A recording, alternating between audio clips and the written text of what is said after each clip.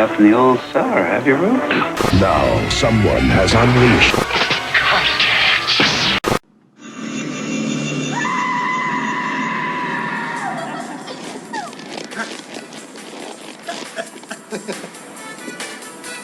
Give me one of them beers. So on vacation, huh? Fabulous, Daddy. All my friends are gonna be so jealous. This place sucks. I'm freezing. Why couldn't we go to Florida like everybody else? What a bitch! Do you think she's a lesbian or something? I hope not. Want to walk me to my tent and protect me from all the maniacs? Just right. Nothing turns me on like a nice shower. All steamy and soapy and hot. So the guy doesn't stop the hitchhikers. Doesn't exactly make them Jack the Ripper, does it? So I suggest you stop telling your little bullshit maniac stories and get to work. It's a regular slaughterhouse up there. Every cop in the county's up at that camp trying to figure out what happened. I hear they got the loony, though. Hi, this is Linda Day George, and the Hysteria continues. And indeed it does. Welcome back to The Hysteria Continues. This is episode 180, and this time we're off to Nevada for some hijinks and low jinks in a snowy wasteland with the Moonstalker. And we are, as last episode, we were very happy to be joined by a very special guest, and she's back again for the sequel. So Amanda Reyes, thanks for joining us again. How are you doing? I'm okay, considering it's 5 a.m. here, and I'm not sure if I'm awake yet. But yeah, things are good. Well, it's a perfect film to be covering then, if you're not quite sure what's going on. I think so. Yes, it's best watched in a half.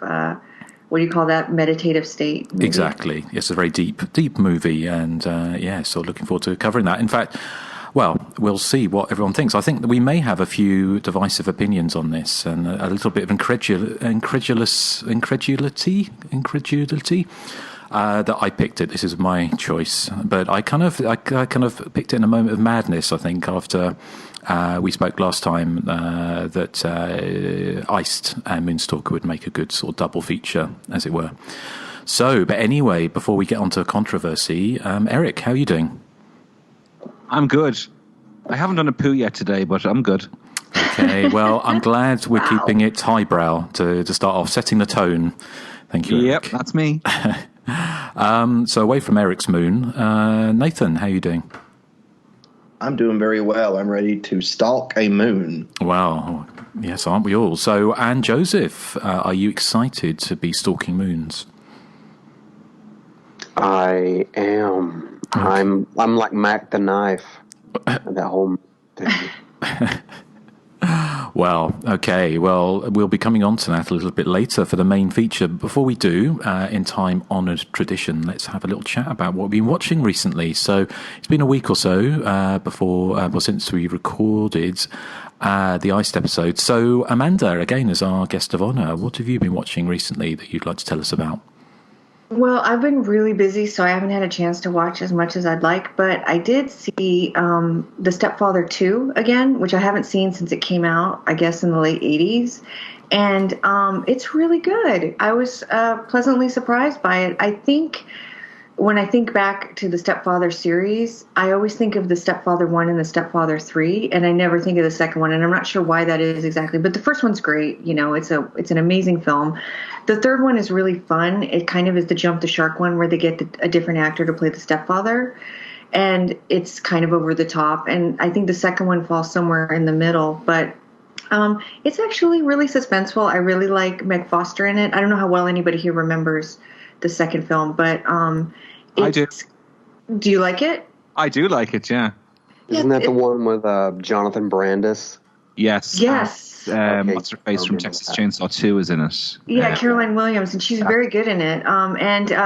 Although I remember reading an article years ago that it was about how women die in horror films. I don't know if anybody here remembers Premiere Magazine, but they did this article, and they interviewed a lot of actresses who died in horror movies. And they interviewed Caroline Williams, and she sort of complained about her death in Stepfather 2 because they made her do this eye cross, tongue coming out of her mouth thing. And she does it, but I think she felt really humiliated by having to do it. And it always makes me think of when Nancy Loomis's character dies in Halloween.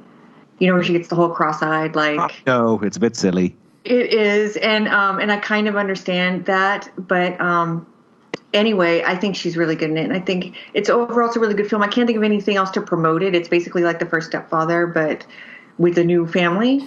And it's great because he's a psychotherapist, right? He assumes somebody's life, and then he's like, I'm just going to have therapy in my home, and all the housewives in the neighborhood just come and start talking about their sex life in front of each other to him without even like thinking twice about it. And it's hilarious. And he's just like staring at them like they're all insane, and they are kind of. And then also last week I saw Friday the 13th Part 2 in the theater. Here at the Alamo, and it was amazing. It's my first time seeing it on the big screen, and it's my favorite of the Friday the 13th films. And it has lost none of its luster over the years, and it's so good on the big screen. I think people don't recognize how wonderfully made the second film is. There's some really great camera work. It's really well directed. The acting is probably the best in the series. But one of the things I love about it is the way they shot it. So like there's this scene that I'm sure you all remember where and of course now I can't remember any of the characters' names, but the guy who runs the camp, Paul, is asking who wants to go to the bar and who wants to stay behind, and it's just one camera shot that goes through the like patio area as everybody raises their hand or they say something, and it's so beautifully done. And then it kind of pulls back, and then it cuts away, but then it cuts back, and then you see Jason's shadow right next to like the deck, and it's just so beautifully done, and it was really nice to see it on the big screen, and it was very exciting for me. Not much to say about that. You guys have covered it, and you've said everything I think you probably want to say about it. But I've got one question, Amanda. Sure. Is this your favorite Friday the 13th film because it's the best made, or because you fancy Russell Todd? You know what? I don't just fancy him. I think all of the guys are really, really fucking gorgeous. I think it's got the hottest cast of all the Friday the 13th. Like Mark, the guy in the wheelchair, is beyond my wildest dreams. He's my favorite Friday the 13th. Like, what about Stu Charno, though? I love Stu Charno. Do you know I met him? Oh. And he was on an episode of The X-Files, and I used to go to these X-File conventions back in the 90s. I met Gillian Anderson, and anyway, she was amazing. And so he was at that convention she was at, and this was when The X-Files really hit its peak. I mean, it was huge. And he was going through the crowd because we were all waiting for Gillian Anderson's autograph. There was like 2,000 people, and we're just standing there, right, waiting for her. And he's trying to like keep the crowd kind of up and, you know, having a good time. And my friend Candy and I were together, and Candy is a friend of mine that thought she might like horror movies but didn't start watching them until she met me. And every week she'd come to my house and we'd watch all these slashers. And so she was really into Friday the 13th Part 2. So he walks by and we both yelled out, "We love Friday the 13th Part 2!" And he's like, "Hey!" So awesome for me to be like, "Oh my God." Not the best story, but there you go. So, and then also tonight we're seeing Blood Tracks on the big screen, which you guys just covered. Yes, Blood Tracks on a big screen. Yeah, it's part of what's called the Video Vortex series. So they take movies that didn't really get home video releases past VHS, and then they project them on the big screen. They showed Iced, and a couple of other really amazing films. They show a lot of shot-on-video movies, and so this time they have picked Blood Tracks, and I can't believe that I'm going to see it on the big screen in like 12 hours. Wow. That is pretty, that is something, isn't it? Yeah, well, it's like if I get hit by a train on the way home, even though there's no trains on the way home. Oh, there is actually. I do live near some train tracks. It would be like, okay. Well, high praise indeed. You know what I mean? Yes. Fantastic. Well, thank you very much, Amanda. Is there anything else? That's it. Okay. Well, thank you. Nathan, how about you? Well, let's see. I watched Ghoulies Part 3, The Ghoulies Go to College. And I thought it was absolutely wonderful. It was just so entertaining. I mean, what other movie are you going to see, a woman get killed by having her tongue pulled way out like a cartoon and then like kind of tied up with it, her own tongue, that's kind of weird. And another person gets killed with a plunger, which kind of reminded me of Bikini Island, which I also love.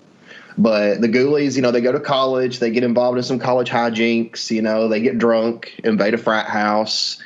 To me, it's very much, if you take the Ghoulies out of it, it's just very much a 80s or early 90s, like college hijinks kind of movie. But this one just kind of adds the ghoulie monsters in and throws in a few deaths with it. So to me, it just makes it even more fun. And Hope Marie Carlton's like amazing in it. I love her character in this movie. It's so good. Am I the only one that's seen this? No, I have to. Yay! I kind of liked it as far as I don't remember a huge amount about it, but I remember it being kind of silly fun. I do kind of like those Gremlins, shall I call them rip-offs or riffs on, like Ghoulies and Critters and the other ones. Munchies. Yeah, those are the ones I thought of too when you said that. I don't remember much about it now. I don't think I cared much for it though. But is Kevin McCarthy in it? Yep, he's the villain. He's the one that kind of summons the Ghoulies. He's really good in it. That's what I remember. And I feel like there's a walk of shame moment in it somewhere. Sort of, yeah. And that's all I can recall. I think there was too much farting. I hate that word even using it, but I feel like there was too much of that kind of stuff. And I was like, I don't know. Sorry. No, it's okay.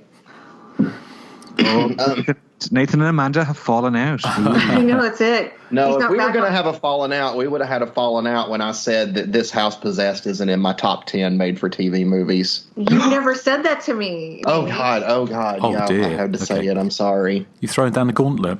I like it. I do, but it's just not in my top movies, I have to say. I don't know, Nate. Don't ever try to get on my podcast again. How dare you? You're fired. That's become like my catchphrase or something because I realize I say it all the time. I say it to Wes a lot. What? How dare you? Oh. Yes. I say that a lot, apparently. I thought he was saying This House Possessed isn't in my top 10. He says that a lot. No. Just walking down the street to random strangers. I'm like, hey, have you ever heard of This House Possessed? No, I haven't heard of that one. Well, it's not in my top 10. Just so you know. Let's see. I also, and it's not like a horror movie, but it's horrific. I've been watching the Ted Bundy tapes on Netflix. Yes, I've seen creepy listening to this. I've seen the first three. I haven't seen the last one yet. Oh, I've seen the first two. Okay. So I haven't seen the last two yet. But, I mean, I find it very fascinating. Just hearing him basically kind of describe himself in the third person on these tapes and, like, what was going through his mind and stuff. I mean, it's awful and it's horrible, but I don't know. It's just it's interesting to me, like, because I just don't understand the motive. But I mean, he kind of says at one point that, he kind of hoped that it would stop with this need like to kill, but it doesn't. And it just kept going and he just kept wanting to kill, I guess, which is a horrible thing. But I mean, I find true crime, like, documentaries fascinating. So I like to watch those. Has anybody else besides me and Justin watched them? No, not my cup of tea. Yeah.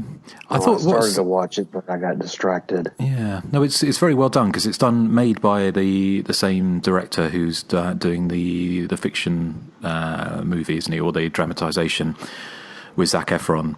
But the thing that struck me this time was I kind of knew the story a bit, or the story, but the facts about Ted Bundy. But what I didn't quite know the timeline. I thought it was early 80s. Didn't realise it was kind of late 70s when because he kept on escaping from jail and places, didn't he?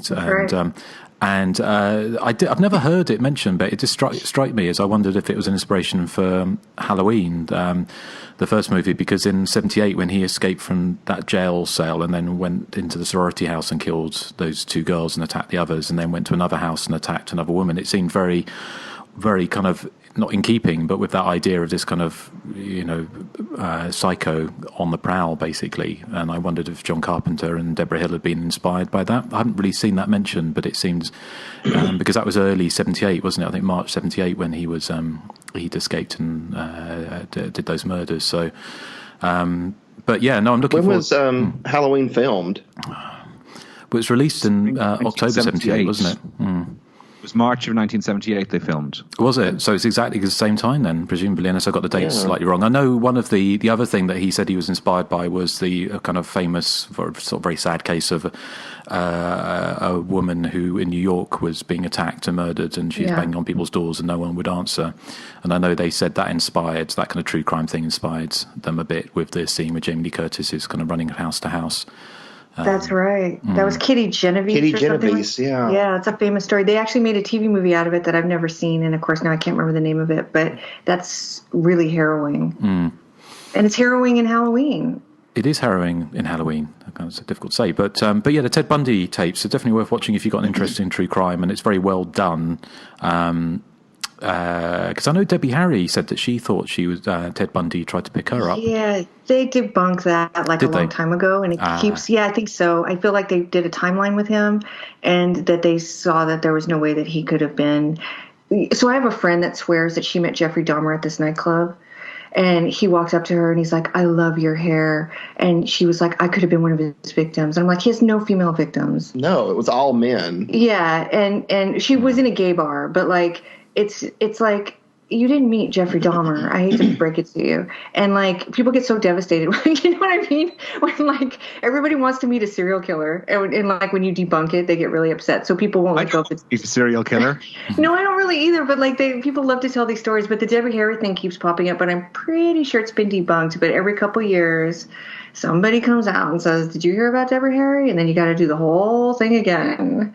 Yeah, well, it's kind of weird, isn't it? The whole kind of 6 degrees. But I know somebody I've met fairly recently who worked with Dennis Nilsson in the unemployment benefits office for a year, and he was one of the people that ate the curry that Dennis Nilsson brought in, which they found out later was made from human flesh. Wow! So that's pretty freaky, isn't it? Which killer was Dennis Nilsson? He was the British, in London, right? Yeah, the British one. They killed gay men and sort of. Was he the one that killed the guy that had the tattoo that had the it was like a perforation look around his neck and it said "cut here" and he cut his neck there and cut his head off? Is that the guy? I'm not sure, but he was kind of he was basically Britain's answer to Jeffrey Dahmer in some ways, kind of quite well, they're all kind of quite pathetic serial killers anyway, aren't they? They're not these kind of they're sort of built up to these kind of almost like Manson superstar kind of things, but they're really not Dahmer. He's amazing. Do you think Dahmer's amazing? Did you see that? I love him. Did you guys know that I've actually met a serial killer? Have you? Who's that then? Yeah. Every time I look in the mirror in the morning. Oh, whoa. Joseph. Boy, that's terrifying. Well, you've been doing a terrible job around here in Chattanooga. Unless you're stalking gang members, because that's the only violence I hear about is gang violence. Yeah, that's who I've been stalking. Oh, okay. Then you've been doing a good job. Moonstalking. Well, Stuart's an old somebody I think he used to work with. She used to get babysat by Fred and Rose West, which is quite freaky. And he used to go on holidays. See, actually, I couldn't be a serial killer. It's just too much work. I know, it's a lot of work, isn't it? Yeah. But anyway, it's worth it, though. We are not Last Podcast on the Left or My Favorite Murder. Yes, so yes. I got us off on a tangent with that one. My bad. Okay. But I'm going to bring us back in to slasher territory with my third and final recently seen. Last night I watched the unbelievably amazing, incredible Friday the 13th Part 5, A New Beginning. I never grow tired of this movie. Was it Showtime? Huh? Was it Showtime? Is that why you watched it? Yes, it's Showtime. And, you know, Eric, I really, every time I see Lana, I think about you. Aw, because she always do. boobs, so do I. It's just because I love when you said it's Showtime, like way back when, and it makes me laugh when I think about it. I love that movie. It's so fun. Yeah, it's really it's fun. the only Friday the 13th that's on Netflix over here for some reason. Oh. But recently, I had like 50% off of, like a purchase on Vudu, and they had the entire Friday the 13th series marked down to like $40-something, and then with my 50% off coupon, I got them all for like $27, I think. So it was a really good deal. And yeah, Friday the 13th Part 5 is my second favorite Friday the 13th movie after Part 2. I just find that all the characters are interesting, even the minor ones. I mean, Lana is in the movie for like all of 5 minutes, but I always remember her and Billy. Did you actually say interesting? Yeah. Because like, what about, is it Corey Parker? And he's like the guy that looks like he's in Frankie Goes to Hollywood with his buddy and the car breaks down. Yeah. And like, how are they interesting? I mean, they're adorable, but it's like. Yeah, but he's interesting because he makes up his own songs. Rudy da doody da doody, a rat tat tat tatatooey. See? He uses he's got a potty mouth, and he goes for the toilet. Yeah, I don't know that I would use the word interesting, because it's not a character-driven film at all. It's, I mean, I hate to break it to you. No, I mean, I'm not saying it's like a great character study or anything. I just find all the characters to be fun and interesting because, I don't know. I just think they have very distinct personalities. They do. I will give you that. I kind of wish that there was a movie about Junior and his mom. Oh, God. That's it. My final words. I got a ball on me. I think there is. It's called Hairdresser Massacre or Voodoo Massacre. Well, there's no cussing in Hairdresser Massacre. Nathan is the junior of the podcast. Yeah, it's time. Yeah. Right. Well, thank you, me. Nathan. Is there anything else before I don't want to cut you off because we know what happens? Yes. Oh yeah, rhubarb lady. Mm-hmm. No, that's all I got. So we can move on now. Okay. Well, thank you very much, Joseph. How about you? I started watching a movie from 2009 called Red Velvet. It's like a slasher kind of parody. Well, it's not really a parody. It's played straight, but it's basically this guy. He has this meet cute with this girl in a laundromat. He's actually her neighbor, and he hears her arguing with her boyfriend all the time. So they meet in this laundromat, and he's kind of rude and dismissive of her, but for some reason she becomes drawn to him, and so he just basically, starts having a conversation with her, and she's like, I was supposed to go to a party today. He's like, well, let me tell you what happened at this party since you didn't go. And he just kind of tells this whole story of this serial killer in this white costume who kills all these people. And as they kind of get to know one another, they keep adding details to it, and they're making basically like this slasher movie over a conversation. It's a pretty interesting premise, but my God, it's kind of done in the style of like, what's that kind of like, was it mumblecore, that was Creep, Eric? Yeah, let's call it. Those indie films where people just sort of mumble. Yeah, it's kind of in that nature that they're mumbling the whole time, and you can't really understand a word they're saying, and the characters are so unlikable. It's just hard to follow. I actually ended up shutting it off because about the halfway point, I can't take it anymore. The premise is great, but it's just done so poorly. So that was a big failure as a recently seen, because that's the only thing I've had time for this week. Okay, I've not seen that movie or even heard of it. So, anyone else? Yeah, it's got Henry Thomas from E.T. He's the lead, the little kid from E.T. Yeah, because he was in the Haunting of Hill House, wasn't he? On Netflix recently, the big hit. But okay, well, one to look up or avoid, depending on your predilection. Well, thank you, Joseph. Erik, how about you? Okay, well, I've seen two new releases, as in new to home video, not to cinemas, because I haven't been to the cinema since October.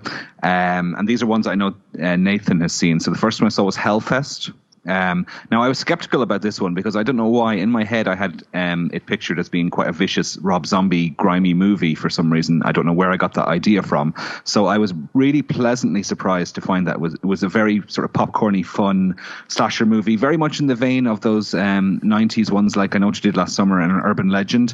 It's all set in a horror theme park as opposed to not just a haunted house. So, you have ghost trains and you have the sort of more expansive setting than I had envisioned initially, and it's utilized really well. I mean, there's a great bunch of sort of likable characters. The killer has an eerie mask as well. I really like the mask that the killer has in the film, and it's got those popcorn thrills of Urban Legend. You've got a little bit of gore, not a huge amount. There's one or two gruesome deaths, but it's all done kind of in a more sort of fun spirit than a lot of sort of modern slashers are.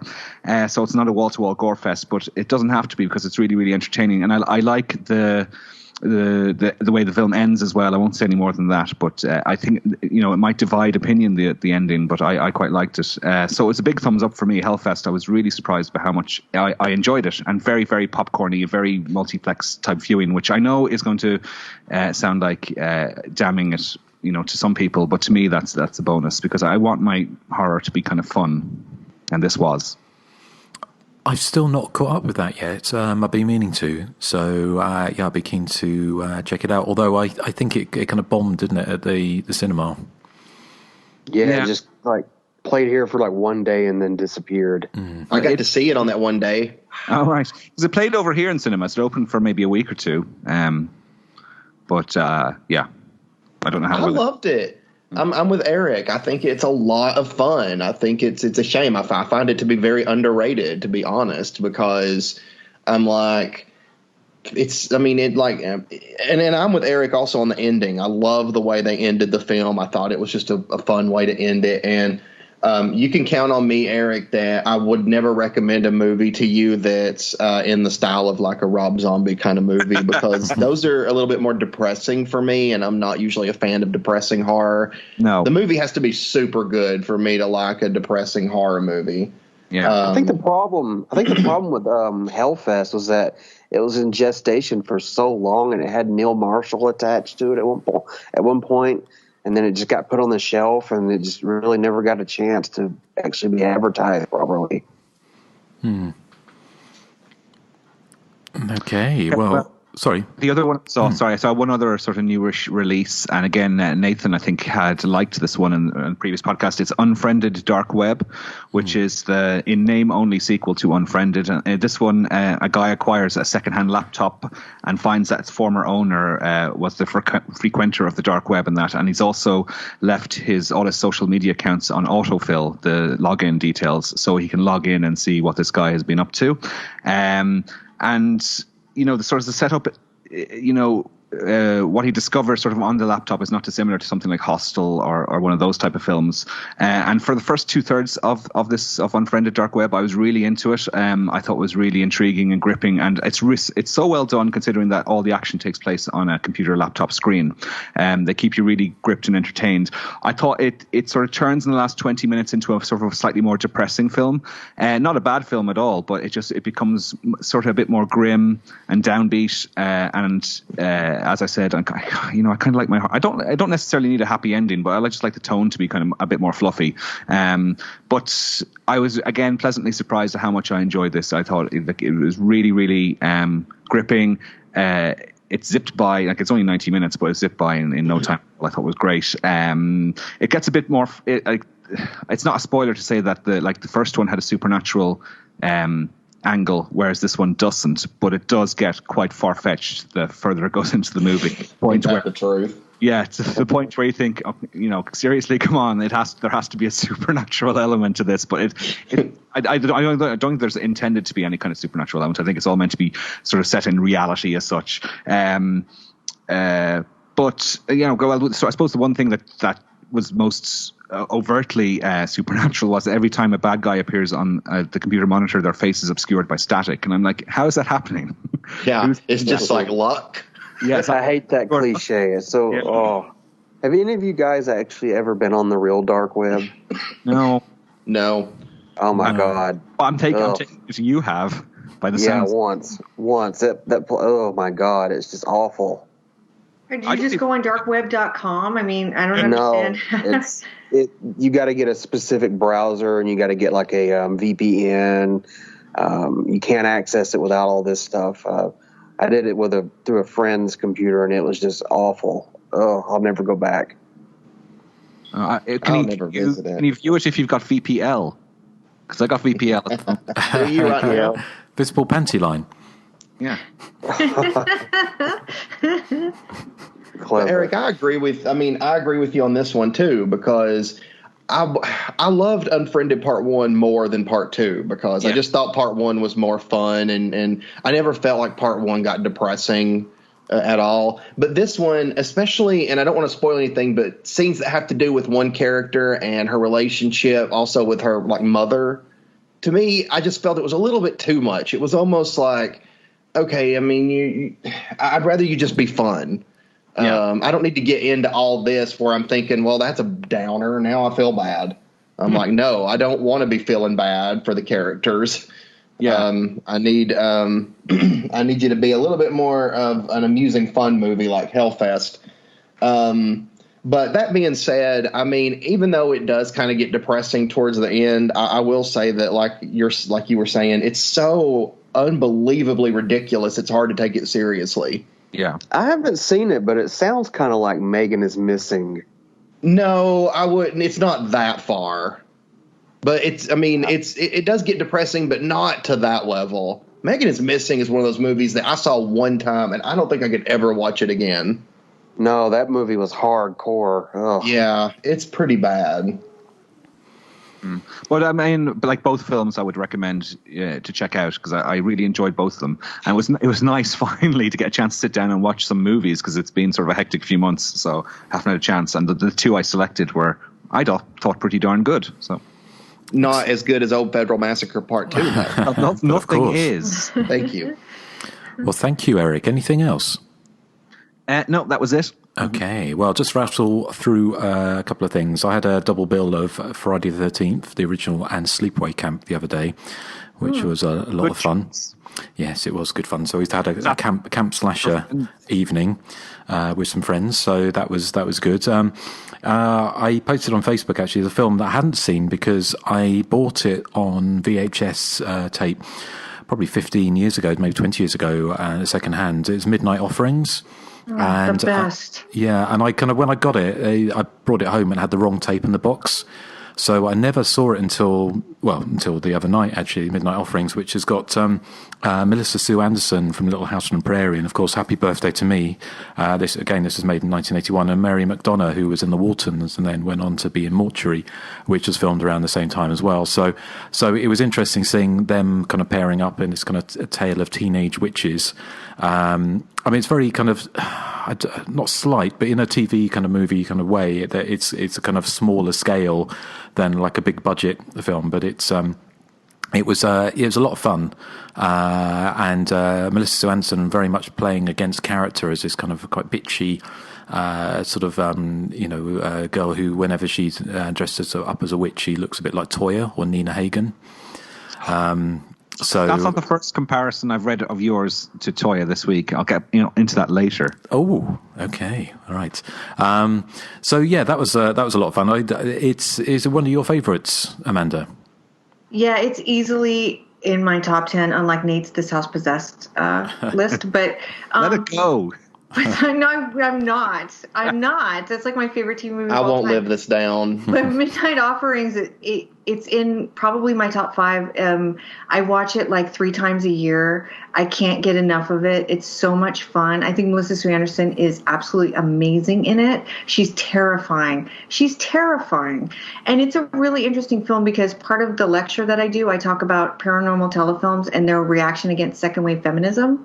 And I group a couple of films together, including The Spell. Summer Fear sort of fits in there, and The Initiation of Sarah, Midnight Offerings, and they all kind of have the same themes. And without giving too much away, all those films also end with a fire, which is reminiscent of burning a witch at the stake.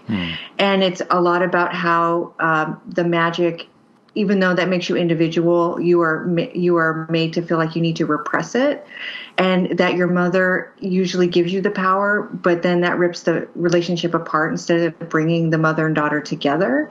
It goes against all these things that feminism in the 70s was supposed to stand for. So it's actually kind of a conservative, negative film in that way, but it's also really fun. It's really fun, and I love it. I love it. I love it. I think Patrick Cassidy is a honey. I think that Melissa Anderson is terrifying. Did you catch the part where I was talking about the slap and tickle with the teacher? I did. Yeah. I love that scene. She just like rules the school. So like, so Melissa Sue Anderson has, she's basically running the school, and she's making this football player date her. Like, he's terrified to leave her. And then Mary McDonough shows up, and so it's like good witch versus bad witch. And she's a good witch, but she doesn't really understand what her powers are. And so they kind of start fighting over turf.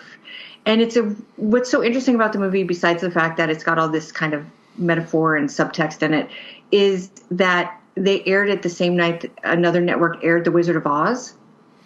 And its original airing, so it was actually Good Witch versus Bad Witch, like all over the networks on the night it aired. And it's just such an amazing little film that like kind of got forgotten about over the years. And it's too bad, because I think it's a classic of the TV movie horror genre.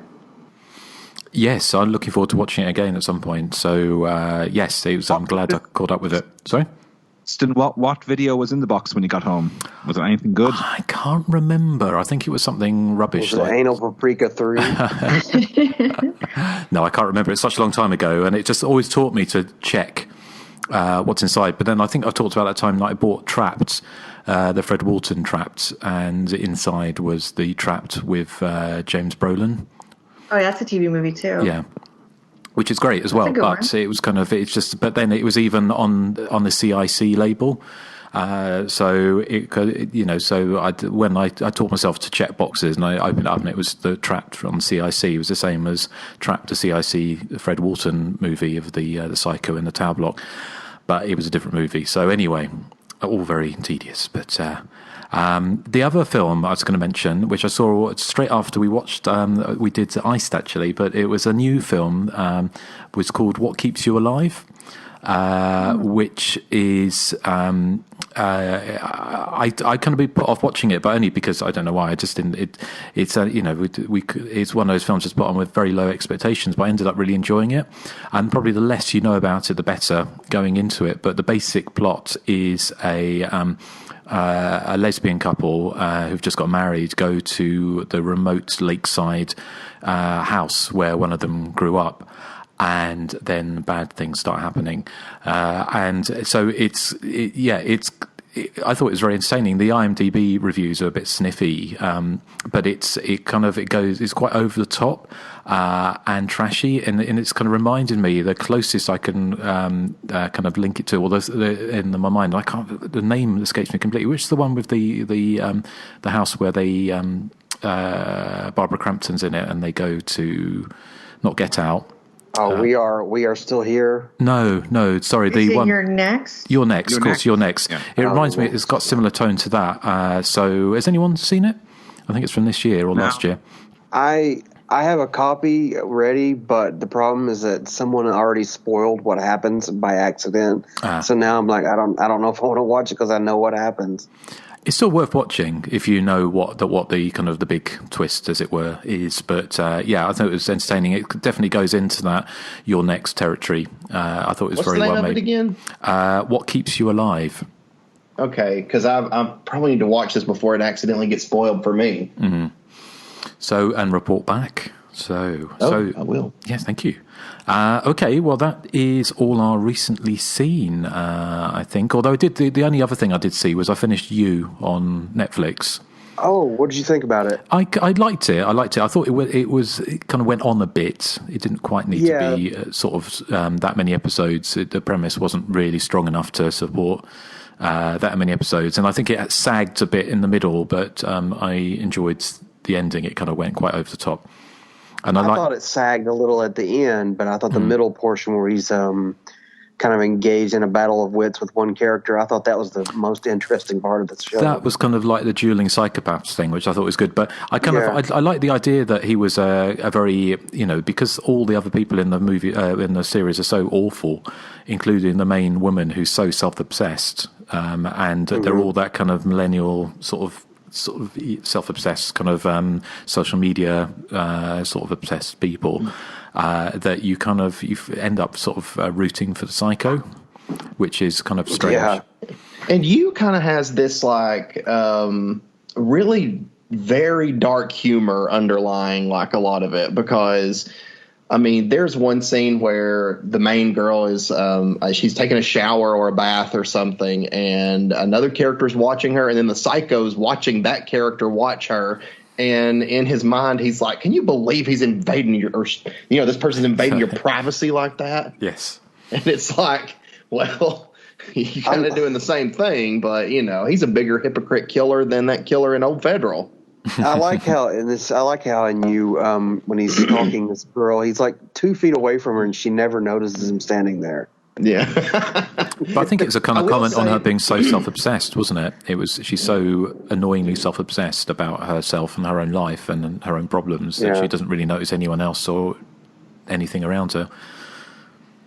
The book is really good, and the show, when Wes and I were watching the show, it was like you can tell that they were trying to stretch this into a series, when to me I think it would have served better as a movie.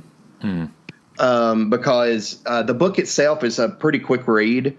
So I'm like, aside from one of her friends that's kind of like one of the main antagonists, her other friends are very like they're sideline characters. They don't really have a story or anything. And in the show, I felt like they were trying to give them like a little storyline as well. And I'm like, it did feel like it was dragging a bit. Whereas I think if it would have been, maybe 4 episodes, or if it had been a movie, I think it would have been even better. But I liked it as it is anyway. Cool. Okay. Well, thank you. I'll take it, Amanda, you've not seen you, and I know Erik doesn't watch TV shows. Nah. Yeah, I just haven't had time to watch a lot of stuff lately. Fair enough. Okay, one thing I forgot. Thing I forgot is I rewatched Happy Death Day because I had seen it before and I just didn't remember anything about it. But I actually enjoyed it a lot rewatching it, and it made me want to see the trailer for Happy Death Day to You, which looks so good. I can't wait to see it. When is that out? I think it's out this month sometime, is it? Next month, isn't it? No, it's February 13th or 14th. It's around Valentine's Day that it comes out. Oh, okay, cool. Yeah. Next week, yeah.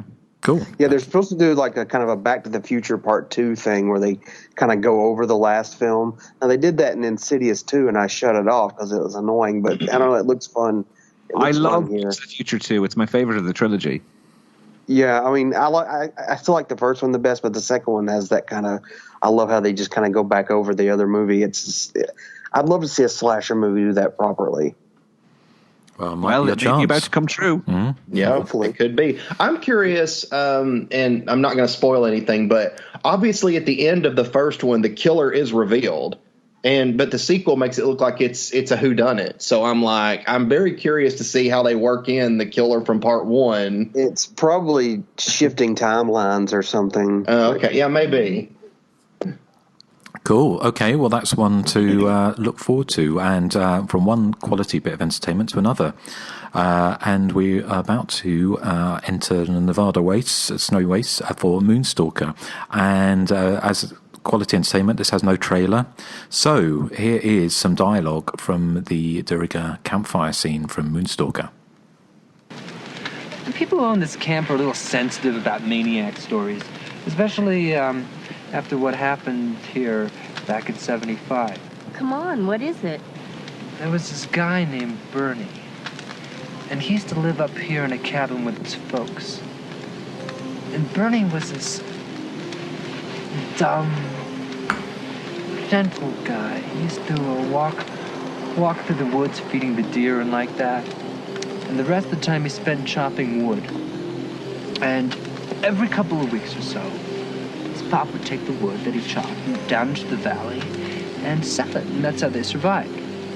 Anyway, one day, they get a letter telling them the county is going to build a road up the mountain to turn the mountain into a recreation area with campsites and like that to draw the tourists.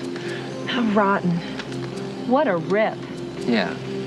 Well, Bernie's pop says if the county wants his family out, they're going to have to throw him out. He's not moving. So what happened? So, they sent a bunch of deputies up there to throw them out. Only something went wrong. What? Well, no one knows exactly what happened. But according to the official report, Bernie's pop pulled the gun and the deputies opened fire. And when it was over, Bernie's mom was dead. And the old man was wounded, and they took him into jail, and they kept him there for a couple of years. What about Bernie? Bernie took off by himself into the woods that night. They say he stayed out here, chopping wood and going crazy. After that, everybody kind of forgot about it for a while. But then they opened the road and the tourists started coming in. And Bernie goes totally berserk. He comes down here with that axe of his in his hand, and he starts swinging, and he starts chopping up these campers left and right. You see, in his mind, they were all to blame, right? Well, the next day, a young deputy finds him by the river next to a pile of arms and legs, stacked up like firewood. A family of tourists vacationing in the woods and a group of camp counselors training in the same forest both find themselves being terrorized by a vicious, unhinged psycho. That is a very brief, matter-of-fact description on IMDb, synopsis of 1989's Moonstalker. Now, this is a film that I kind of came to quite late, I kind of guess. I'm not aware of it ever getting a UK release of any kind. It's an oddity in some ways that it's a late 80s film, which is very, very much cut from the same cloth as the early 80s films, like, as you heard from the that campfire story, the de rigueur campfire story that you saw in films like The Prey and The Burning and The Final Terror, pretty much every woods-based slasher movie from the early 80s. So the Moonstalker is a bit of an enigma for me because I don't think it's a particularly good movie, but it has some very good things about it. I like the characters. It's full of actually quite likable characters. The bad acting by some like provincial cast is pretty funny and quite endearing. It was shot on 16mm, so it actually doesn't look bad. It hasn't got that kind of murkiness that it can associate possibly with some late 80s slashers to shot on video.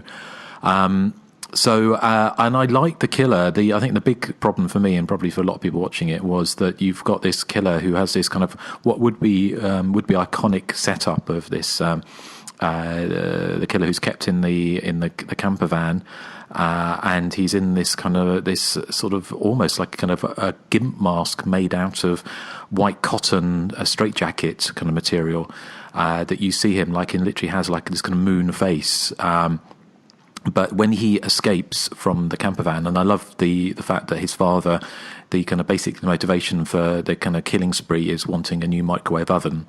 But when he escapes, for some bizarre reason, he takes on the kind of basically the kind of the look of somebody else, which is kind of like a cowboy in mirrored sunglasses, which is a strange. I can understand why they did it so much that that means he's able to infiltrate the camp full of horny counsellors. But it just means that it kind of reminded me a little bit of the killer in Death Valley from 1982. But Killer Cowboys, it's not really kind of my favourite look. It's not particularly threatening. So to make him look threatening, they keep on sort of backlighting him, and you just see his silhouette with him holding his big chopper. But Ooh. Yes. But there's a lot of it I liked. I mean, I really liked the family at the beginning. It kind of reminded me a bit of like Troll 2-esque family, like on vacation, and especially the mother who is hiding under the covers watching soap operas. And I think Erik, I know Eric's been reading my review, haven't saying looking like a last-day Toya. But yeah, I like that whole family. They were just kind of hilarious, and the daughter was like Holly from Troll 2. You know, her line delivery was priceless. So there's a lot to recommend it. It's not it's not a great movie by any stretch, but I can imagine it will be one that Nathan will like. But before we get on to Nathan and the others, Amanda, I'm interested what you think of Moonstalker. Well, I pretty much agree with everything you said. I think it's a pretty good film. I like it for a lot of different reasons. One is because I think, and of course I know nothing about the film really, but it seems like all of the actors were like, okay, here we've got this script and it's a B movie, but let's have a really good time with this. And it feels like everybody's kind of wants to be there and they're having fun in their roles. And I think that can be detected when I'm watching it. Like, I feel like the audience picks up on sort of the sort of joy that I feel like might have happened while they were making it. And I don't know if that's just me or not, but I get that feeling. And so it's kind of contagious in a way that I get kind of excited and into it when I'm watching it. Also, I love that it's kind of surprising in that you start with this family and you're pretty sure the movie's going to be about them. And then it's not. They die, and it's kind of surprising. It's surprising when Bernie's dad dies, holding that microwave, and then it becomes the other film where they move on to the regular sort of slasher territory where they've got these camp counselors, and I love that it does that because it's unexpected and it's got its share of surprises in it. It's got a couple of iconic scenes in terms of the violence. It's got that she'll be coming around the mountain when she comes scene with all the bodies. That's really cool. And that's the scene that everybody seems to remember. And it's got a surprising javelin non-death where the guy who only has he's missing the finger gets a javelin type stick thing shoved through him and he somehow survives the film. And I'm not real sure how he did that, but God bless.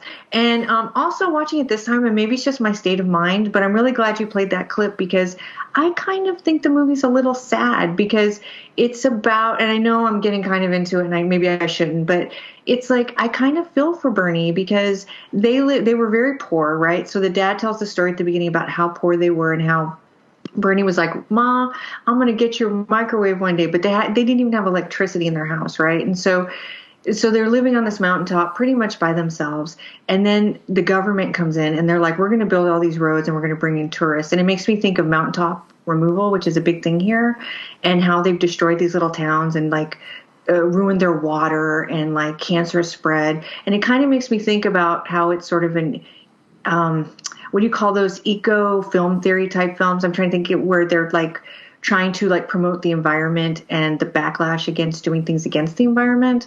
And so I kind of feel for Bernie, and they've got this voiceover of his mom, which is actually the lady that plays the mom at the beginning, just doing her voice slightly differently.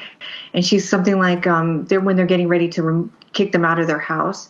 And she says something to the effect of, "Can't nobody take this away from us." And I found that really effective. And so Bernie's motivation comes from like a really sad, tragic place because he watched his mom get killed and then he lost his father that way. Of course, I don't know how well his father was dealing with him anyway, but seeing his mom die traumatized him, and then he gets a case of the quote unquote nerves, right?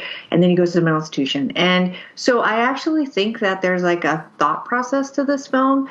And I'm sure that when they were writing it, they're like, we're going to make a B movie and, whatever. But it's like The Mutilator to me. So The Mutilator has a really interesting premise because it's about a kid who accidentally kills his mom and how the father has such anger towards his son that he has to like kill everybody that his son associates with. And so it's built in this really dark kind of space.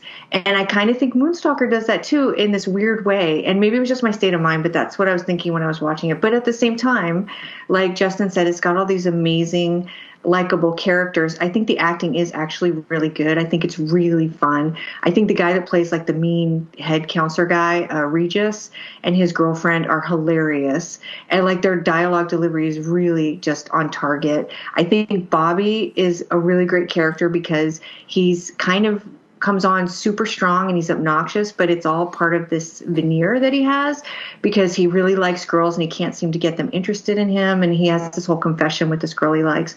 And it's really sweet, you know? And I think that the two leads are really good, especially the girl, even though I wouldn't really call her a final girl because I think she loses her shit and she's not super strong. But the actress herself has a lot of presence, and I think she's really beautiful. And I like her. I like watching her. I love the mini cop, you know, the little girl cop that's like 4'10". I don't know why she's there. I love the Columbo character with that's missing the finger. I don't understand him. It's like they're in this scene that doesn't make sense in the rest of the film, and it's really fun. It always makes me laugh. And I like Bernie. I feel for him. I just think it's a good movie, and I know I kind of went on a lot, and you can blame it on the coffee, but I think that this is a really worthwhile movie for, especially considering when it came out, when a lot of these movies weren't being made very well. I feel like there's a lot of heart here, and it's worth discovering or rediscovering.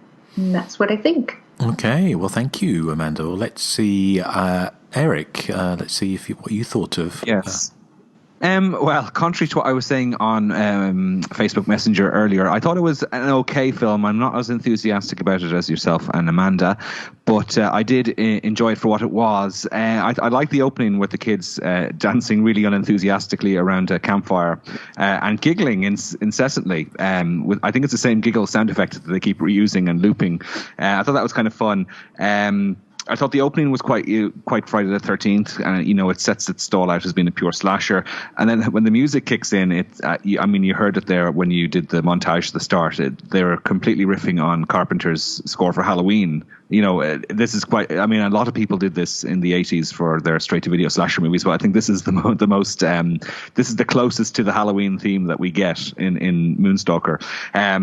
I also noticed in the opening credits that there's an actress in it called Susie, and she spells her name SIOUX-Z. So I thought, well, this is probably why Justin is so enthusiastic about covering Moonstalker. Would I be right? No, but I didn't realise until I saw when I was doing some looking in the background and looking at the cast, I saw that she was in there. I probably did see that when I first saw the movie and reviewed it for Hysteria Lives some years ago, but it wasn't the reason, but maybe it was subconsciously it was. Maybe, yes, because then you slag off Toya in your review, as we have said. And I just want to say categorically that character of Vera is nothing like Toya. She's nothing like her. I said latter-day Toya. Yeah, but still, nothing like her. But I do like that scene where she's under the covers watching her soap operas, and there's voices coming from the bedroom like, "Oh no, please leave me alone," or whatever it is. And the husband thinks, "Oh no, she's been attacked," but no, she's just watching Days of Our Lives or something. And I like as you said, it's implied that Bernie and Pop are sort of their murder spree is all a quest to get a microwave oven, which I thought was kind of fun. I don't view the film as academically as our good friend Amanda would. I wish I had the intelligence to analyze the film the same way. That's not what that is. I just think too deeply about these things. It's called. I know. Like when I'm watching it, I'm like, look at the curlers in her hair. She looks really funny. That's the level of film I go into. I do agree that about the killer, Justin. You're saying like once he adopts the sort of Garth Brooks look, where he's a Stetson and his mirrored shades.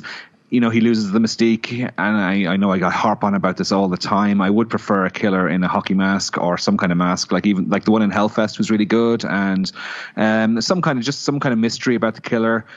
I really like in slasher films, and in this one that's kind of lost once he dresses up as a country and western singer. The first 30 minutes I thought were pretty good. Then we get this avalanche of camp counselors, and like I was struggling to keep track of who was who. There were some sort of ones that were pushed to the front that you sort of, okay, I know who they are, but then there's other ones that turn up and I'm like, who are they again? I found that sort of, for that middle portion of the film. The Regis character, I do agree, I did like, and his sort of dominatrix girlfriend. I thought they were really fun. I would like to have seen more of them in the film, actually, because I think they're in it, not that much. And Bobby, as you say, he has that wonderful line of dialogue: "Slip your little panties off, baby. Bobby is on his way." What a chat up line that is. Would that work on you, Amanda? With Bobby, it might. I think he's kind of adorable. Okay. I also love the scene where Bobby, Ron and Debbie are they're hiking through the woods at night. I think they're going looking for the cabin, and Ron is like, "Take off your clothes before you step on that ice, because you'll need to have dry clothes if you fall in, because it's really cold." And then they both fall into the stream in a really sort of not terribly well choreographed scene, and then suddenly it's gone from playful to like, "Oh my God, we've got to get you to get you dry, or you'll die of hypothermia." It's like it just that escalated quickly. Playfully saying, "Oh, don't fall in the stream," and then when she does, apparently she's going to die. I like that bit. I thought the scalding scene was wonderful. There's a girl in the shower, and she's making out with her boyfriend, and she doesn't realize that Bernie has turned the temperature up quite considerably until she sticks her head under it. I mean, I'm not a scientist, but I'm guessing you could sort of feel the heat maybe splashing against your legs or something before you stuck your head under there. And I don't know if scalding water on your face would actually kill you instantly, as it seems to do in this one. But I thought that was kind of fun. Again, the guy missing the finger is never referenced in the film. He is. He's the story about when they first tried to apprehend Bernie to put him in the hospital. He bit off somebody's finger. Okay, sorry. I must have missed that bit. Duh. Because I was looking at him going, is he missing a finger? Is it my imagination or is he missing a finger? It's funny because they might as well just put a CGI arrow pointing to it. Because they keep making a point when he's doing that, he's counting. He's like, there's 4 reasons why something, and he's got the finger, and you're like, okay, guys, we get it. He's the guy that got his finger bit off. Okay, I must have missed that little nugget in the film. Maybe I was playing Wordscapes on my lovely Samsung phone at the time. Erik, I love Wordscapes. I'm sorry. Wordscapes is awesome. Yeah. And I do love the ending. I didn't realize it was the most memorable thing in the film, but I did love the ending where they're all singing "She'll Be Coming Round the Mountain," or, well, the dead bodies are assembled and they're made to sway from side to side with a tape recorder playing them singing that song. I thought that was really fun. Overall, I mean, I thought it was a decent enough watch. I don't think there's any level of special features and Blu-ray, releases that could make me want to buy the film, but for what it was, I mean, considering some of the stuff we've covered, it's in the sort of upper echelons of the Nathan style picks, even though I know this is Justin's choice. Justin's Choice sounds like a movie. I would watch it. Yeah. Would he pick me? Am I the choice? Yeah, you have to choose Nathan or Amanda, Justin. Do I? To save. Amanda. How dare you? For one, I knew you were going to say that. Justin, if you lose me, you lose your singer in the Hysteria that's true. I choose Nathan. God, it's difficult, isn't it? There's no reason to go on. Amanda can't either because I like Made for TV Mayhem, so we both have to stay alive. Yeah, I choose you both. Okay. Okay. I don't think Meryl Streep had that choice. No, but it's my movie. That's my tuppence on Moonstalker. I thought it was it was watchable without being spectacular. Okay, well, thank you. Well, let's. I'll save Nathan till last, only because I know. I think I know what you'll think about this, Nathan. So, Joseph, what did you think of Moonstalker? I enjoyed Moonstalker, but it's kind of a hollow victory because the whole time I'm watching the movie, I'm thinking, this is decent, but it could be better. And, there's a lot of movies out there that could be better, but I don't know, for some reason with Moonstalker, it really stood out. Amanda was talking earlier about Friday the 13th Part 2 and how, how gorgeously it's shot. This movie just... it's like every shot is like a still image, and it just gets so boring to look at. It's overlit to the point where everyone is orange. It's like there's this warm glow, and it kind of goes against the whole snowy setting. If I want to watch a snowy setting, I want it to look cold and kind of crisp. I want it to be just drab and kind of feel like winter is here to help the killer. But it just felt like someone was out in the sun and they put some fake snow on the ground. It just looked like a set. It just looked kind of phony and cheesy and just boring. Like there's no swooping camera motions, just all one shot. And I was kind of growing tired of just watching these people sit on screen for nearly an hour talking about stuff I just honestly didn't care about. Like Erik, I was probably thumbing through my phone, here and there, and I tried to pay attention, but I was just honestly bored. That's not to say the whole movie's a wash, because, at the last 30 or so minutes, when it really picks up, it really does pick up, and that's where I think it gets saved, is in that final 30 minutes with all I love the scene with, like you mentioned, the she'll be coming around the mountain scene is just great. And I actually had a lot of fun watching the killer, because the whole time I'm watching him, I'm thinking, I've seen this guy somewhere before. And then, I looked up his name, Blake Gibbons, and I was like, hey, that's the dude from, I saw him in Seinfeld and an episode of Dexter. So, yeah, he's one of that guy actors. But I think the problem is I got more joy out of that aha moment than I did the rest of the movie. I mean, it has a lot of great scenes. Like I said, she'll be coming around the mountain scene, and the whole movie turns into this kind of, this massacre at the end until it gets to the final shot, which I guess we can spoil since we always do. It's the girl. She kills at the very end. She kills the actual cop, thinking it's the killer. Correct? Yeah. Yeah, and then she gets hauled away, because obviously she's traumatized, and the real killer gets away. I like that ending.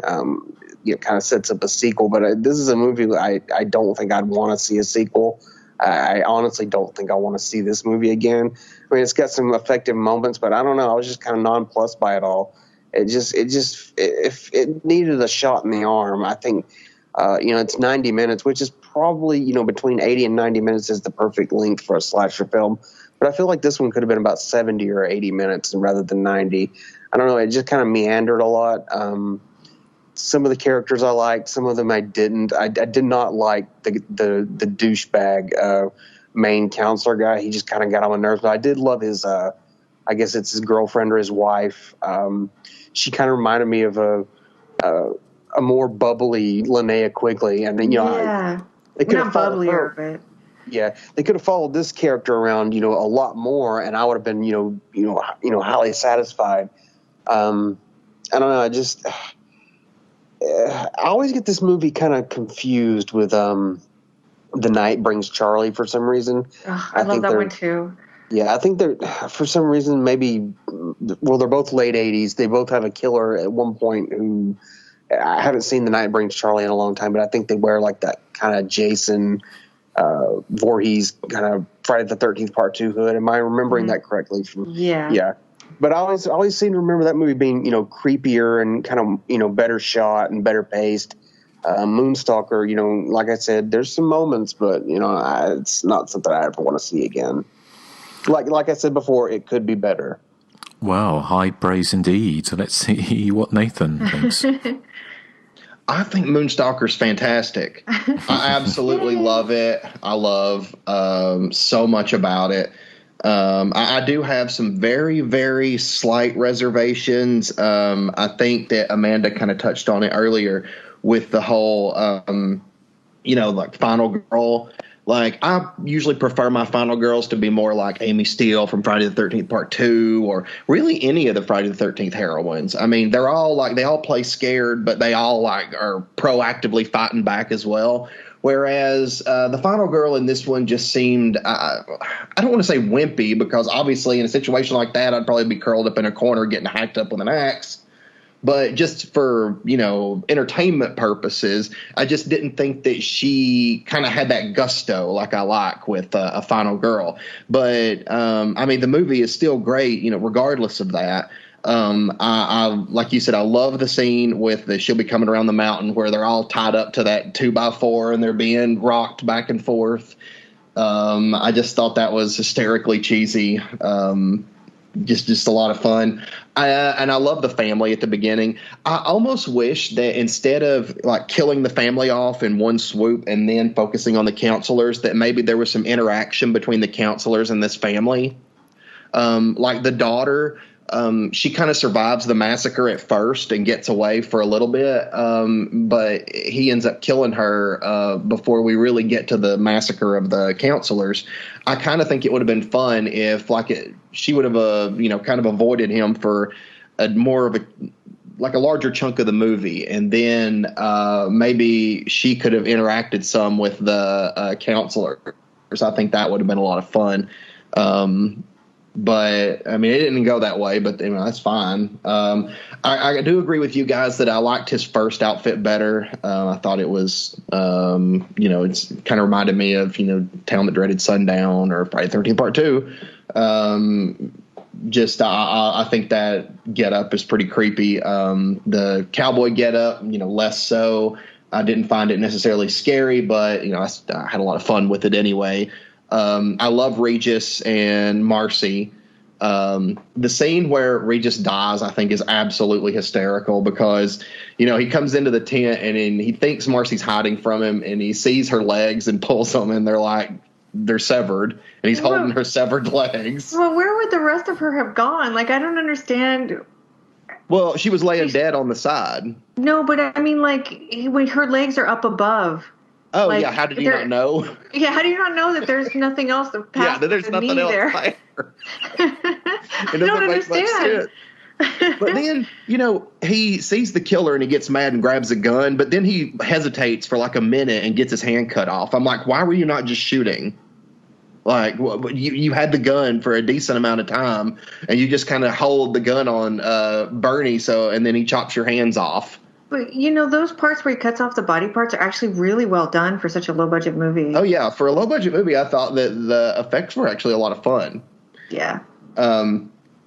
But, no, I thought that his death was hysterical, especially when he's getting his hands cut off and he's like, oh, Jesus. It's just funny to me. But, no, I mean, just the movie in general, I just have a lot of fun with it. I don't think it's a serious movie at all. Obviously, it came out, long after the slasher boom, but I don't know. I just thought it kind of captured some of that magic. I just had a lot of fun with it. It's definitely one I'd watch again and again. It's totally a Nathan pick. If you had not chosen it, Justin, I would have. So I thank you. Okay, well, I'm glad you liked it. So a little bit of dissent amongst the ranks, but it seems quite fitting with the polar vortex hitting and snow. Yeah. And it looks everywhere. like they were freezing, like that when the one family is outside eating, I don't know, their lunch, the daughter looks like she's just completely frozen. Yeah, you can see how miserable that would be, couldn't you, for a holiday, a teenager's holiday. Doesn't stop her waltzing down to the river at midnight to listen to her tapes on her Walkman. No, that's but true. I wanted to be her. Like when I was 17, like I could imagine myself watching this as a teenager and thinking she's so fucking cool, because that's what I would have done too. Because like totally, I got to spend some time by myself. I got to think about things, and like I totally related to her. It might be cool, but you need your alone time when you're that age. Yeah, but you wouldn't go out to the lake in the middle of the night in this wooded location, would you? You would, because teenagers think they're immortal, and you just want to hang out and listen to your metal. And that's why they die so much, isn't it? It is. You want to have your big fluffy hair and just kind of enjoy your denim jacket and your ciggy. Teenage Amanda kind of reminds me of Mallory from Family Ties. That's the image I'm getting in my head. I wanted to be Mallory, except maybe a little smarter. I wanted to be Mallory as well. Yeah, her wardrobe was amazing. I really wanted to be her for a number of years. Well, that was Moonstalker. So I just wanted to add, if Moonstalker had really taken off, wouldn't it have been neat if we'd had a franchise killer named Bernie? Yeah, it's not very slashery, is it? Yeah, that really instills fear into you, Bernie. Ooh. One thing Bernie killed a lot of people. Sorry, one thing I was going to say, Amanda mentioned it, is that one of the other standout moments in Moonstalker was that female deputy with the huge big Stetson on. Well, she's not even 5 feet tall. I know. She's I thought at first it was like a 10-year-old boy. It was the guy's son, sort of, he'd taken along on a sort of, bring your child to work day or something. She was so cute, and she's serious. She only has one line of dialogue, but she's listening to the Columbo character and the other cop, and she's reacting with all her heart to the conversation that they're having, and she's just the cutest thing I've ever seen. Yes. Great. Okay. Well, let's. I think we were chatting before we came on. There's not actually a lot of background to this movie, is there? It seems to be fairly obscure. But let's see what we've got. So, Amanda, do you have anything? I just have a couple things. It was really hard to find any information on this film, but I will tell you that Joe already mentioned it, but Blake Gibbons is a pretty prominent. He has a pretty prolific career as an actor, usually in smaller roles. But he was on General Hospital for 12 years. He played Coleman. He was kind of a side character. I came into General Hospital, like I used to watch it and then I stopped. And when I came back, he was sort of on the sidelines as a bartender at the Floating Rib. And he's really good looking. He looks like kind of like a James Brolin type, maybe more like Josh Brolin. He's kind of jolly, so he's grown this sort of big mustache and beard sometimes, and it just it's hot. He's hot, and I really like him. He's a really good actor. He's really fun on General Hospital. The guy who played Ron, Joe Balo, he doesn't have a huge filmography, but he actually appeared in one of Andy Milligan's last films, Monstrosity, which was shot when Milligan moved to LA. I haven't seen it yet, but I think it's actually streaming on Amazon Prime. I heard it's really interesting. I think Andy Milligan was dying of AIDS when he made it, and there's a lot of anger in the film, and I could be wrong about that, but I believe that's when that film was made. Pamela Ross, who played Sophie, she's the girl who takes the shower. She was in Sorority House Massacre. Moonstalker screened at the 1989 American Film Market gathering, which was interesting because we talked about ICE at the American Film Market, I think, when I did trivia last time, and they only showed clips from it. Here they screened the entire film at AFM, which is kind of cool. The cinematographer is named Michael Goy, and I think he's had a pretty prolific career, but I found an interview with him in American Cinematographers from 1991, and they were actually talking about how to shoot low-budget films, and so they asked him about what he thought one of the most important aspects was as a cinematographer. And he said, quote, allow plenty of time. Even though you have a very limited budget to accomplish what you're trying to do, you have to allow time for an effect to go wrong. If it doesn't work on the first take, it's going to take a certain amount of time to clean everything up before you're ready to shoot again. And I think that's what pushes the movie. So he was really, even though he didn't do the special effects, he was really interested in capturing the special effects in the best way possible. And I think you can see that here in Moonstalker, which is why I pulled that quote. It was shot in Reno, Nevada. I'm from Nevada, but I'm from Vegas, which is a totally different visual than Reno. So one thing I was thinking about, so I was looking at movies that came out in 1989, and I didn't have enough time to really think about it, but are we looking at sort of the end of the masked slasher phase of slashers? So I was looking, there was a few that masked killers in movies. Of course, we had Friday the 13th Part 8, Halloween 5. I think Madman, he's wearing skin of his victims or something like that. And The Edge of the Axe, I think he's masked. And then I was looking at the killers who aren't masked, and that would be Stepfather 2, like I mentioned earlier, Sleepaway Camp, Warlock, I Shocker, Grandmother's House with Brinke Stevens. I think in Night Visitor, they have like a thing that they wear, but it's not necessarily a mask. And I can't remember about Offerings, but I thought that was kind of an interesting thing. I hadn't thought about the progression of the mask in horror films, and I think that Moonstalker kind of embraces that sort of throwback because we were moving into killers who didn't wear masks at this point. And that was me looking for something interesting to talk about because I couldn't find any background, and I'm done. Well, that was a lot of background, considering you couldn't find any background. So thank you, Amanda. Sure. Joseph, how about you? Do you find anything? Speaking of Blake Gibbons, Nathan, you'll remember him from the Summer of George episode of Seinfeld where Jerry's dating Amanda Peet and George is helping him, and he's the girl's roommate, the feller. He's like, "Hey, Jerry, how's it going?" Really? Yeah, it's him. I did not know that was the same guy. Yeah, he also played a white supremacist in a third season episode of Dexter. Had Jimmy Smits guest starring in that season, and he had a big scene with Jimmy Smits, and he's really quite a good actor. When he's given some good material to work with, he's like Amanda said, he reminds me a lot of Josh Brolin. He has that. It's almost dead on identical. The voice, the jawline, the eyes, it's like uncanny almost. But that's pretty much all the background I could come up with. It was just the Blake Gibbons connections. No problem. Thank you. Nathan, what have you got for us? Well, Amanda did have most of mine because I had the Sorority House Massacre connection. I knew you would. Yeah. But one thing I've got left is that Joe Balagaha, who plays Ron. Balagaha. I think it's Velo. Well, it's Maybe? GH, isn't it? I would say, Yeah, but that's a O. I like the way you say it, but I don't think the tone. Balogla or something. Beluga. I swear, I just don't understand names. See, my last name, it's spelled the way it sounds. All of ours is spelled, our last names are spelled the way they sound. Not mine. Why? How's yours pronounced? Reyes, Reyes, and I would spell it that way if I heard it. But a lot of people say Rees. Like they don't get it right when they see it. But anyway, the Joe guy who played Ron, he was also in one of our favorites, Hollywood's New Blood. Yay! Hey. That was a classic movie. Oh God, I love that movie so much. I knew that we all did. I'm excited. I found that connection for all of us. I think that's probably the nadir of this podcast was Hollywood's New Blood. What's nadir? The bottom, the lowest point.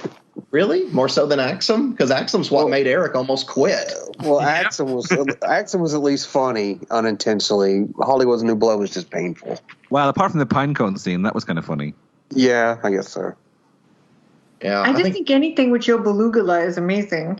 Yeah, Beluga Caviar. Joe Beluga Caviar. I actually like him a lot in this. I think he's really good. I like him too, and I actually went back and watched scenes with him in Hollywood's New Blood, and I thought that he was probably one of the better actors in that movie. Now I realize that's not saying a whole lot, but I thought that he seems to be somebody who's actually trying, to act, and he's not bad in Moonstalker or Hollywood's New Blood, to be honest. I just need him to change his last name. I'll contact him for you. Thank you. Is anything else, Nathan? No, I believe that's all I've got. Thank you, Justin. Okay, well, thank you. I've just got a couple of other bits. Joe Beluga was also in Black Demons and Hitcher in the Dark, both directed by Umberto Lenzi. So he had a very busy late 80s, appearing in sort of exploitation trash slasher movies. Do you know I have a friend that's in Hitcher in the Dark? Oh, really? Do you? I love that. I've actually never seen it, but he plays, I think, thief or a robber, and I think he gets his head or his hand shoved through glass. What's his name? His name is Todd Livingston, and he said Lindsay was a madman. Well, that's pretty much all he's told me about that. But he's in it, and I keep meaning to watch it, and I keep forgetting that he's in it. But now that I know Joe Beluga is in it, I have more incentive. Well, I did look up his Joe Beluga is on Facebook. And he's, really? Yeah. So, I mean, I only saw just sort of what he looks like now. He just looks like he did then, but 30 years ago. Is Joe Beluga the new Alan Dale joke? I think it is. Yeah, it could be. There was a couple of other bits and pieces. The wife at the beginning, the woman played Vera, and as Amanda said, did the voice for the dead mother. She was also in Slash Dance, which from the same year, which I've not seen. That sounds like a Nathan kind of pick. Is Slash Dance? You seen it, Nathan? I've seen Slash Dance, but I don't remember it very well. If I remember right, it's actually a little light on the slashing, which I wasn't excited about. Okay. Well, a couple of other things. The film seemed to have been made under a different title of Camper Stamper, which I thought was quite fun, and goes to show kind of what the tone of the movie was meant to be. What else is there? The Kelly Mullis, who played Tracy, the teenage daughter, she went on to do a few things, and she was in a couple of episodes, or an episode NYPD Blue, along with the guy who played Regis, who was also in Four Tales from the Dark Side, their TV, and he was in the film The Fear, or Fear from 1988, which was kind of a home invasion movie. The director, I couldn't find very much about him really, but he directed, somebody O'Rourke. God, it's terrible. Michael O'Rourke. Michael O'Rourke. Sorry, I've just got it. Just got My Boss's Boss. But it's not the same person. Yeah. Okay, well he directed also a film called Deadly Love in 1987, and also scripted Hellgate from 1989 as well. So So, but then seemed to disappear. Real quick, I'm sorry. Deadly Love was produced by the same woman who produced Moonstalker. Her name's Sally Smith or something like that. Okay. And even though those were shot a couple years apart, I believe that Deadly Love also screened at the same American film market that Moonstalker did. So I think that, I don't know if it ever came out. I guess it did if it's on IMDb, but I guess they went as a package from the same company, production company. And I can't remember the name. It was like Bluebell Productions maybe. But I think that filmmaker was associated with the producer for some time. Cool. Okay. Well, thank you. That's a one and all, because I think that's kind of all the background we've got on Moonstalker. Hang on, I have something else. Oh, you do? Okay. Yeah. Getting back to Blake Gibbons, he played 3 different characters over the years on Baywatch. There we go. Yeah. And also Susie Jessup. That's Susie, as in SIOUX-Z. She went on to have a very small role as nurse in the 1995 film The Prophecy, starring Christopher Walken. And also, this is on a side note, but Todd Livingston, who is Amanda's friend, who was in Hitcher in the Dark, is also in a 2003 film called Goth. Oh, yeah, that's right. Yeah, I remember that movie. I remember when it came out. About a boy growing up in Bristol likes to visit graveyards. This is the IMDb description. Todd plays him. Todd plays you. He also, my friend Todd made a movie called, I think it's called So You Downloaded a Demon. Yes. And you can go on IMDb and read my review of that. It's amazing. It's so good. It's so good. He actually screened it in LA. It's shot on video. But he had I can't remember, at a place called Cinespace, which was on Hollywood Boulevard. And it's so good. I don't know if it actually got a legit home video release or not, but he's a really interesting guy. He also does graphic novels now. Cool. Very good. Okay. Well, thank you again for all of that. So hopefully shone a little light on Moonstalker. Well, let's. What about after the credits? Let's see what we all think might have happened to Bernie. Don't press stop. Shut After credit show. So, Amanda, I'm not giving you much time. You're going to have to think on the hoof. Yeah, I am, because I always forget you guys do this. I always forget we do this. I don't know. I guess if this isn't going to be very funny at all, but since I'm so stuck on this eco film theory thing, I feel like maybe Bernie comes back and he's like a vigilante for nature. So he just drops everybody off at the hospital, he's done his thing, and he comes back and there's frackers coming. And they're like, we're going to destroy this mountain even more. And Bernie's not going to have it. And perhaps one of the people coming, even the anti-frackers he kills, because do you remember when James Cameron went to that small town in Canada? And he's like, hey, guys, fracking's really bad, which it is. But then they were like, this is our livelihood. What do you want us to do for money? And he's like, I don't know. I didn't think that far ahead. I'm James Cameron and I'm a gazillionaire. So we could have a character like that. And we could deal with the class systems like you kind of see in Moonstalker 2. And it would be really amazing and everybody would love it. And plus Bernie's really cute, so he'd take off the sunglasses. Well, there you go. Thank you. That was very good for thinking on the hoof. Nathan, how about you? I'm thinking that with the sequel, we would get sort of a Halloween 2 kind of thing where all the stalking kind of moves to the hospital location. So you have this crazy cowboy with an axe stalking the halls of a local hospital, trying to, get after, those who survived. And, it's definitely a Halloween 2 situation. So, nurses and doctors, be careful. I'd see that. Me too. I love slasher movies set in hospitals. Yeah, but they could be like, oh my God, Bernie's on the loose, guys. Bernie. It could be Moonstalker 2, Bernie's back. Oh, so good. I would see that. I like your thinking. What about you, Joseph? Well, I think Bernie would go on to make Weekend at Bernie's 3, and he'd kill Andrew McCarthy and Jonathan Silverman finally for their atrocities against the other Bernie. That's Green's favorite film. Yeah. Failing that, I would just say Bernie probably just ran for president and unfortunately lost. What about you, Erik? I think that my sequel is going in a supernatural angle. I think that all the kids that are nailed to that 4x4, or not 4x4. What's the phrase I'm looking for? 2x4. 2x4. That's it. Thank you. A 4x4 is a vehicle. Yeah. The when they're taken to the morgue, but the people there can't remove them from the piece of wood, so they're just left there, and they get hit by lightning, and they come back to life. So they go around on a killing spree, all attached to this piece of wood. So all 4 of them, stalking people on a college campus, maybe. Ooh, I'd watch that. I would too.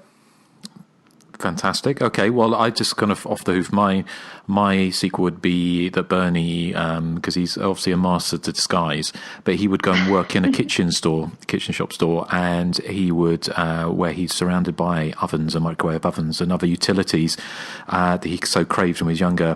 And in a little bit like there's a full moon, and then he starts killing people off one by one, but wearing a microwave oven as a mask. And when people die, cool. It pings. There's a ping and the when door people opens die. to reveal his face at the end, so you can see who it is. And it's all burnt, like Bernie. Ooh. That's very meta of you, Justin. It is. I really like it.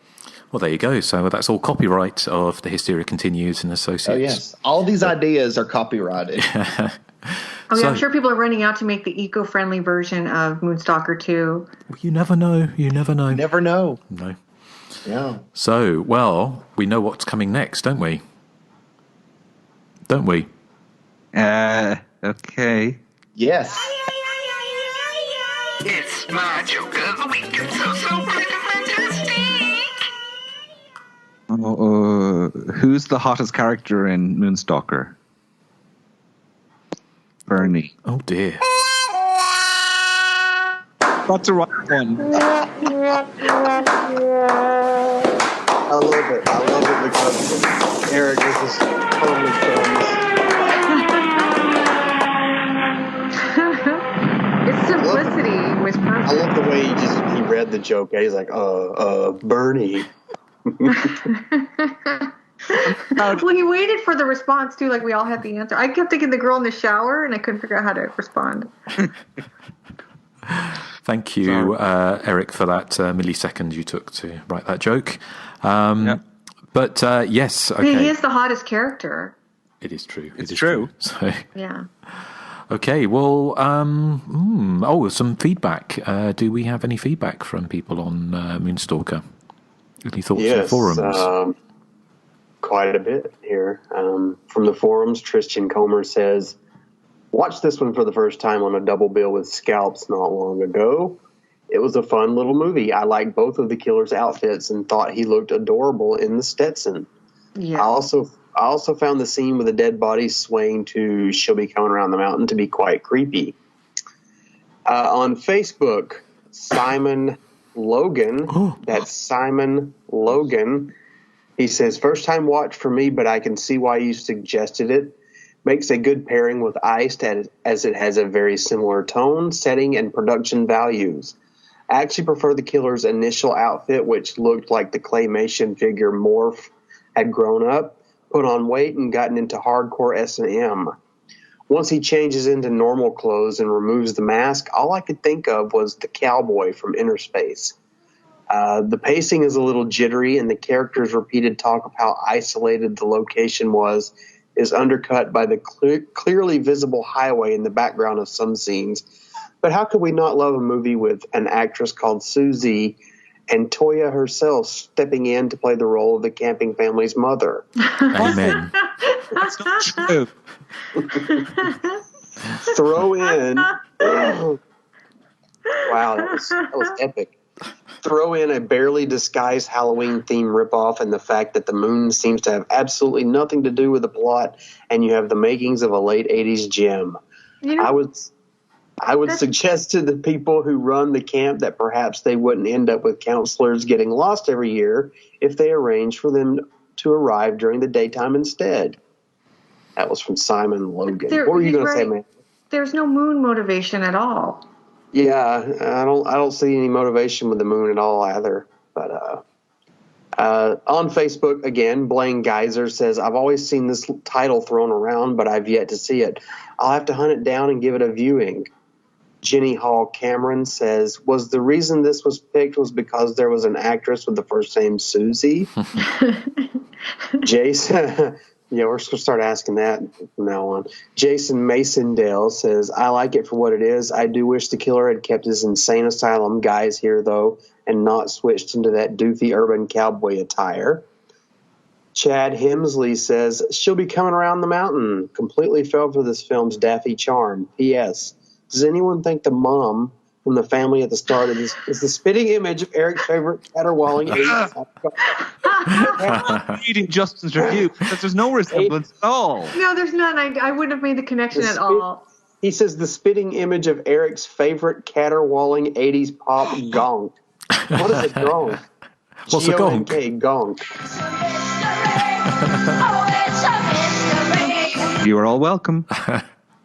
Do you say what's a gonk? Toya. Joseph. I like that song. Thank you, everyone. Justin. Yeah. What is a gonk? A gonk. I'll tell you what, you keep talking, I'll find a picture of a gonk and I'll send it to you. I think they were toys from the 80s that looked like trolls, whatever they're called. Is that right, Justin? It is, yes. Inspired by Toya. It's very has successful merchandising. He's using Google Images to find a picture of Toya to send to me, I bet. Yeah. Anyway. Predictable. Let me get through this. Matt Mentor on Facebook says, I really enjoyed it. There's something strange about the movie's pacing.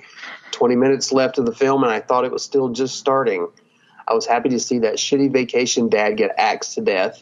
I was just disappointed that it was off camera.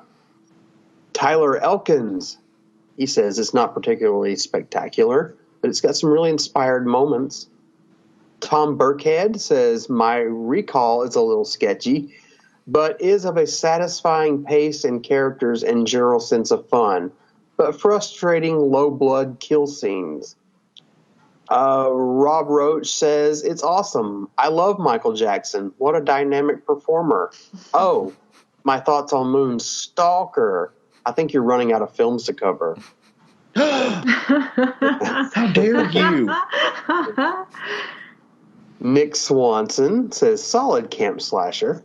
Shane Lambert says, looks like another in the line of Friday the 13th knockoffs. Hope it's entertaining. Michael Carr, or Ferrari, says, Mommy, what's a Moonstalker? And Nick Yeoman says, I've never really been a fan of James Bond. Ha, ha, ha, ha. On Instagram, there's Chad Keith Helsinki. I like that name. Any movie with family snow camping is a winner. Arkham Sunset says it's great. I love the synthy music during the opening credits, and that campfire scene was devilishly original. Justin Kurzweil sends a message I'm not going to look at right now, but I will later. It's probably a picture of Toya. It's a picture of a gonk, but it's not in any way resembling Toya. Okay. Surgical Grind says, love it. And let's see, Anthony Lomonto says several thumbs up emojis. And finally, Bob J. Freeman says, I wish this would get a Blu-ray release. As far as I know, it's the only slasher film that takes place in the Reno, Nevada area. I live there, so that makes it a winner in my book. And that's all the feedback I have. Fantastic. Well, thank you for everyone who's done that. I'm just getting another... Have a look at that picture and see what you think, Joseph. Yeah, does it resemble Toya? No, it doesn't resemble Toya in any way. Let me just now have a little look. Oh, those are troll dolls. Yeah, they call them troll dolls over here. Yeah, it looks kind of. It's nothing like. There's a lovely Toya now, and she looks lovely, and she doesn't in any way resemble a gonk toy. Well, I think there is an uncanny similarity there. Actually, I think. Can you tell them apart? Yes, I can. Toya kind of looks like Rawhead Rex there. No, she doesn't. That's horrible. She looks like Susie, to be honest. Well, hair. Exactly. Yeah, she's stolen Susie's hair and then dyed it carrot orange. Anyway. But if you're saying the troll looks like her and they have the same hair, then technically Susie also looks like a gonk, and I don't understand what you're trying to argue, Justin. I love you, though, very much. Oh, there's another big love in here. So, okay, well, we go. I completely forgot to mention at the top of the show that I am guesting on the latest Cinema de Me retro movie podcast, the Patreon version, where I talk to Michael Ferrari about the 4 Superman movies with Christopher Reeve and Supergirl with Helen Slater. So you'll have to shell out a few shillings, but it's well worth it because I'm awesome. And so is Michael. Excellent. Well, that's one to listen out for. And Amanda, what are you up to? Anything else coming up? Yeah, well, I think this will come out after I do my talk in LA. So that's kind of the only thing that's coming out that I can kind of say. Oh. You got no, I mean, there's nothing secret coming out, but I have like freelance work for writing, and the people don't like you to tell anybody what you've done until they announce it. Do you know what I mean? Yeah. So, but yeah, it's been kind of slow, which is nice. I won't complain. But I'm trying to think. I was doing something. No. That's it. I'm doing nothing. Okay. Well, you'll be on the Hysteria Continues. You're sort of a double ender, as it were. So thank you for that. I love it, Justin. I've been dying to be your double ender for so long. Oh my God. This is blue. Sunday as well. Shame on you both. Oh no, Sunday on God's rest day. But yes, that was Moonstalker. And what are we covering next time? Whose choice is it? It's me. Okay. We're going really, really highbrow. I think it's one of Joseph's favorite films, one of his favorite actors in it. It's Nightmare on Elm Street Part 5, The Dream Child. Yay. Oh my God. Comic book guy who is... led, you limp dick. That year he won the Oscar, was it? I think it was. Yeah, that guy was phenomenal. I'm trying to think. I'm sure I have seen that one, but I kind of lost interest after part 4. So it'd be interesting to go back to the Nightmare on Elm Street series and see if it's improved with age. Something tells me it hasn't, but it remains to be seen. So, and we'll be doing some Patreon stuff soon, won't we? Talking of Patreon, here is how to get in contact with the show. Thank you for listening to The Hysteria Continues. Be sure to search for us on Facebook, Instagram, and Twitter, and subscribe to our YouTube channel. If you enjoy our show, consider becoming a Patreon subscriber. That's patreon.com/The Hysteria Continues. You can email us at thehysteriacontinues@gmail.com. Yes, indeed. And Joseph, do you want to talk a little bit about what's coming up on YouTube? Because you've been mad crazy over there with updating stuff and adding new content. Sure. Let's see what is coming up. Well, Nathan and I have got like a little segment show we debuted. It's a little rough around the edges, but we'll get better at it. We put up a few different things. There's some trailers up there, some kind of funny videos. A few Patreon freebies are up there. We got a lot of good ideas we're working on, like video casts and all that stuff that hopefully we'll get to soon. So just check it out. Be sure to subscribe. The more subscribers, the better. Fantastic. And what is are we going to be doing? Because with Patreon, we did Poseidon Adventure as our first non-horror thing. Next, it's Eric's. Yeah. Yes. The wonderful, the brilliant, the stunning Dirty Dancing. Oh, yay. I can't wait to hear it. Yes. You're very welcome to appear on it if you want, Amanda. Oh, you haven't recorded it yet? Not yet, no. Oh, yeah. I might be up for that. I love that movie. It's the best movie ever. Well, it makes me carry watermelons and have abortions. Eric, it remains to be seen on God's birthday. Not God's birthday. What is this Sunday anyway? It's favourite day. Yes. Okay. Right. Okay. Well, thank you, Amanda, for coming on. It's always a pleasure to have you, Thank you. as you know. It's been wonderful. Thank you so much. It made my weekend so much brighter. Trust me. Well, hopefully it's started to get light where you are. No. Okay. It's still that early. Okay. Right. Well, thank you for listening to Hysteria Continues, and we look forward to seeing you next time. We'll be re-entering Freddy's dream world with Nightmare on Elm Street Part 5. And plenty more to come. So thank you for listening, and say goodbye to the good people. Actually, before we say what I was going to play out with, and I was thinking, well, what should we play? What's Moon like, apart from Toy's face? So I was thinking... about Toy today. I don't know what's got into you. Oh, Eric, come on, nothing's changed. But I thought, actually, there was a Susie song, but I think we've already used it. So I think play out with Fields of Nephilim, Moonchild, for that little goth tip. Just for you, Eric. I know it's one of your favourites. I would have picked "When the Moon Hits Your Eye Like a Big Pizza Pie." That's Amore. Well, we'll see. We'll see. Anyway, I'll surprise you. So, thanks for listening, and say goodbye to the good people. Bye, y'all. Bye, good people.